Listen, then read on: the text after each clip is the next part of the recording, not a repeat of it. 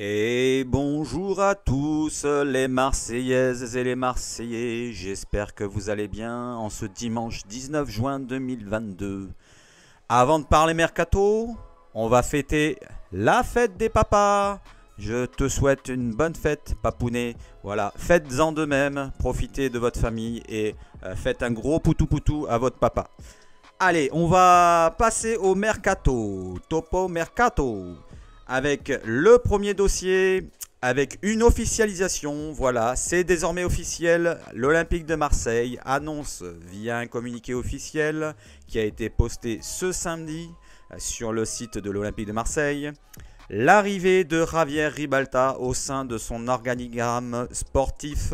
Il est nommé directeur du football et aura pour mission principale de poursuivre le développement du club. Rappelons encore, car 41 ans à peine, Ribalta possède une grosse expérience dans le monde du football européen. Il a pu se mettre à l'œuvre dans plusieurs clubs prestigieux comme l'AC Milan, le Manchester United ou encore la Juventus Turin, où il a pu croiser Pablo Longoria là-bas. Notons aussi que David Friot, qui était au club depuis 2020 en qualité de directeur technique, est nommé maintenant directeur sportif, où il assurera la relation entre la direction et le groupe professionnel ainsi que le pilotage des équipes de scouting. Maintenant, passons au deuxième dossier. Passons au jeune Camerounais François-Régis Mug, ailier de 18 ans évoluant à l'école de football des Brasseries du Cameroun. Selon Griffe de Foot, il devrait paraffer un contrat de 5 ans avec l'Olympique de Marseille. L'équipe confirmerait l'arrivée du jeune joueur et Omar Siola, recruteur de l'Olympique de Marseille sur le continent africain, l'avait repéré et attendait qu'il atteigne sa majorité pour passer à l'offensive. Le jeune ailier devra faire d'abord ses preuves avec la réserve. Troisième dossier. On va aborder un dossier qui était vraiment chaud ces derniers jours. Axel Witsel. Voilà, certains parlaient d'officialisation, qu'il avait signé le contrat, qu'il avait accepté l'offre de contrat qui a été proposée par l'Olympique de Marseille. J'avais toujours donné mon point de vue. Il faut rester dans le conditionnel.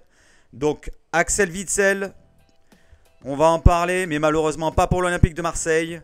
Car selon la RTBF, la proposition de contrat venant de l'OM aurait été refusée, selon le média belge. Et ils rajouteraient que le milieu de terrain belge aurait accepté une proposition venant de l'Atlético Madrid. J'en avais parlé. Voilà, donc une offre qui a été proposée par l'Atlético Madrid, qui a été relayée aussi par Cadena Nasser, un autre média espagnol. Donc le média précise qu'il devrait signer mardi un contrat d'1 an avec une année en supplémentaire, donc en option. À rajouter à cela, on va dire que ce n'est pas encore fait, ce n'est pas officiel du côté de l'Atlético. Donc tout peut se passer, attendons, il suffit juste de rajouter souvent un petit zéro et ça sera bon. Allez, abordons le quatrième dossier maintenant.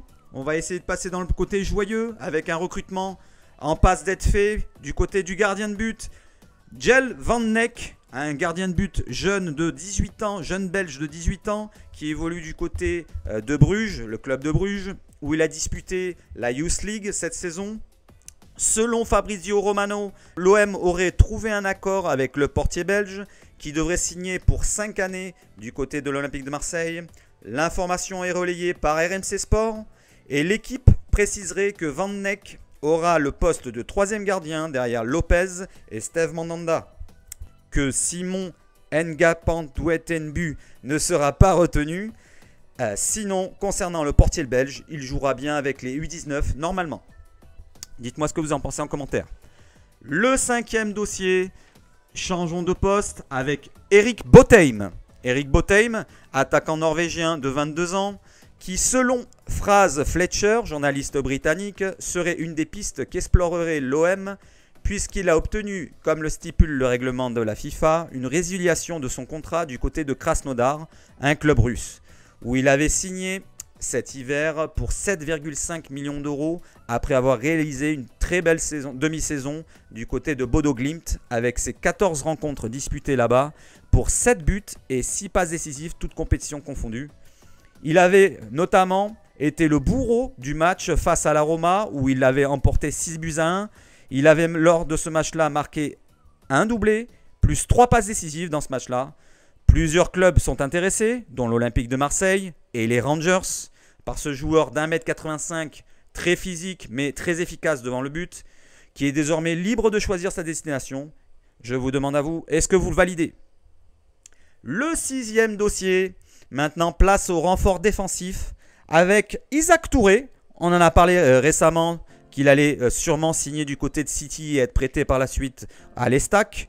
Mais donc le défenseur français de 19 ans, 2,04 m, on le rappelle, un colosse qui est sous contrat du côté du Havre, selon Di Marzio, serait toujours dans les dossiers marseillais et selon le journaliste, il préciserait que les négociations seraient bien avancées, que l'on se rapprocherait du but, la clôture de dossier n'est toute proche.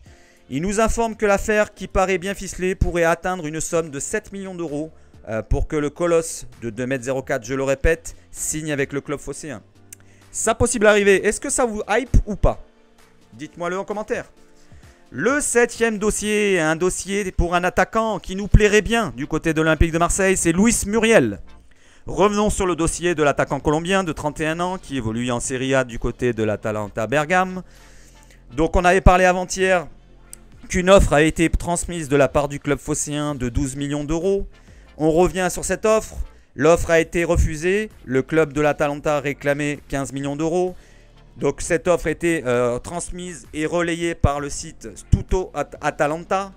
Et maintenant, selon Calcio Mercato, une deuxième offre est venue, une offre de 15 millions d'euros. Donc l'Olympique de Marseille est prêt à proposer la somme réclamée par le club italien. Le média italien rajouterait que l'attaquant aurait déjà mis en vente sa maison. Autant dire que ça chauffe. Vous la sentez comment cette affaire? Bien ou pas bien? 8e dossier. Abordons de nouveau la défense avec Ahmed Touba, défenseur central algérien de 24 ans qui peut évoluer sur le côté gauche et sous contrat au RKC Waalwijk en Eredivisie jusqu'en 2023, qui selon lesviolets.com serait suivi par beaucoup de clubs européens dont l'Olympique de Marseille et Toulouse en Ligue 1. Le club néerlandais est ouvert à la discussion pour laisser partir l'international algérien aux 6 sélections. Et selon Voetbal International, un média important hollandais, ils avanceraient que le défenseur aurait une préférence pour revenir en France. Ce dossier, est-ce qu'il vous intéresse ou pas? Dites-moi-le en commentaire. Le 9e dossier, restons en défense toujours, avec Evan Ndinka, défenseur français de 22 ans qui évolue au poste centraux et qui peut aussi dépanner sur le côté gauche.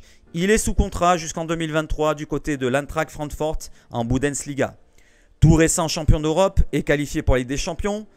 On apprend, selon Foot Mercato, que l'Olympique de Marseille serait toujours intéressé et continuerait de penser à lui en vue de la saison prochaine. Le club phocéen attend impatiemment le feu vert de la DNCG. Rappelons que la valeur Transfermarkt du joueur est évaluée à 32 millions d'euros quand même. Voyez-vous l'OM capable de mettre autant d'argent sur un défenseur? Dites-moi-le en commentaire. Le 10e dossier, au rayon des départs cette fois, on reste en défense avec Douye Kaletakar, recruté en 2018 pour 19 millions d'euros. L'international croate aux 23 sélections est coté désormais à environ 16 millions d'euros sur le site Transfermarkt. Et selon Football Club de Marseille, il aurait toujours une belle cote en Première Ligue et aurait, selon l'information du média marseillais, reçu 2 offres de clubs anglais, l'une venant de West Ham et l'autre de Crystal Palace. Maintenant qu'il arrive à une année de la fin de son contrat, il se pourrait qu'il réfléchisse et qu'il ne se précipite pas avant de trancher sur son avenir.